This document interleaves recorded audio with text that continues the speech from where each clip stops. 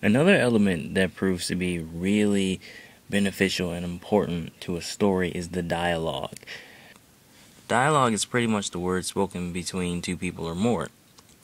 Now, when you're doing dialogue, you want to always aim for realistic dialogue. Now, when you read older novels, a lot of times you'll get dialogue that isn't the way people talk today, which is fine because that might have been the way people talked then. You always want to aim towards realistic conversation. So if that means implementing slang or terms used in our world today, that'll actually help benefit your dialogue and the way people read your story. So to obtain realistic dialogue, what you're going to need to do is study real life conversation.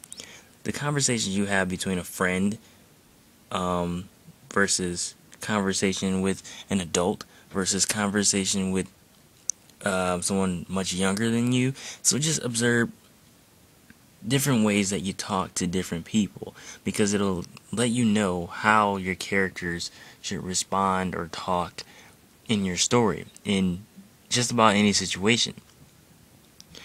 And when I say real life conversation, I literally mean real life. So slang and all that will be included because that's the way people talk. Now in your dialogue, you want to include emotion. You never want to have a really dead dialogue where you're reading the story and you can't sense what these characters are feeling or what these characters are trying to say overall, deeper than just the words on the page. So if someone is sad, or if someone's feeling very strongly about something, then make them sound or speak as if they feel very strong about what they do. Whether it's sadness, happiness, pride, whatever. Just make them speak how they actually feel. When you're writing dialogue, this isn't a college essay, so you can give yourself some freedom to not be as really rigid when it comes to rules of writing and things like that.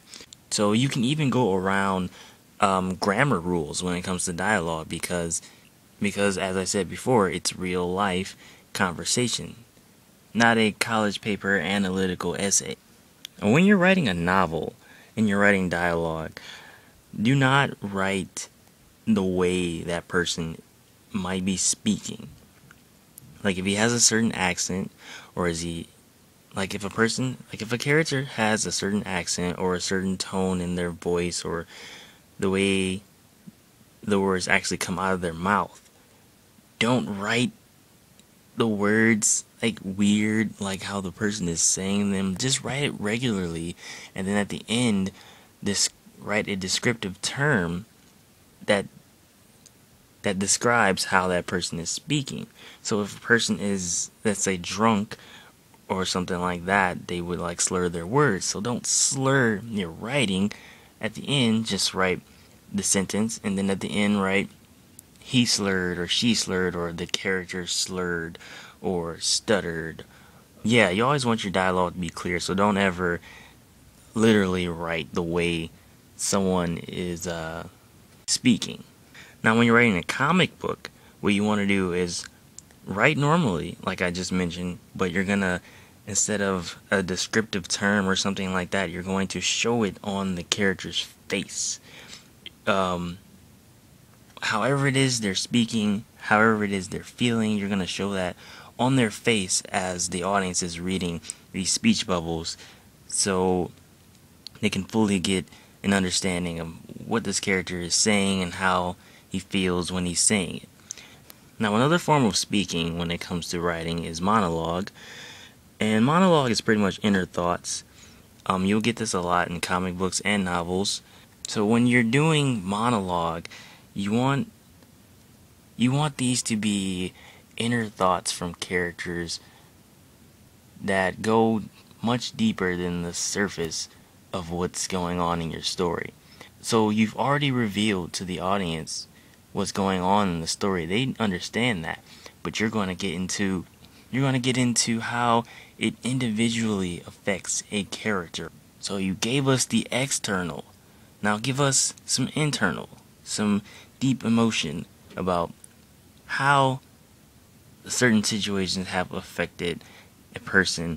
And when it comes to monologue, you really want to have a really good understanding of that character's overall character, like how they actually are. You really want to have a good understanding of them.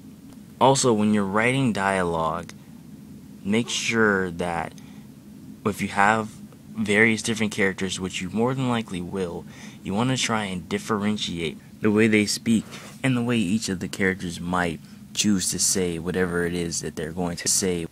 Effective and truly well dialogue is very essential to ultimately having a good story.